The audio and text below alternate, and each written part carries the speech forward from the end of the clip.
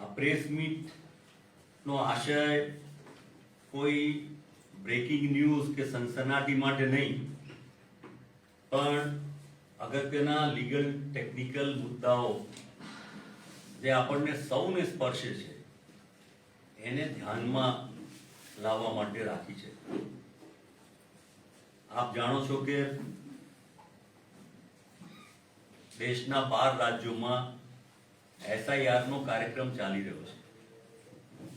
એમાં ખાસ કરીને ગુજરાત અને તામિલનાડુ આ 2 રાજ્યોમાં સરનું કામકાજ ચાલી રહ્યું છે. ગુજરાતમાં એનું મહત્વ એટલા માટે વધારે છે કે લોકલ બોડીઝના ઇલેક્શન્સ, કોર્પોરેશન, જિલ્લા પંચાયત અને નગરપાલિકાઓ સાથે તાલુકા પંચાયતના ઇલેક્શનો આવી રહ્યા છે.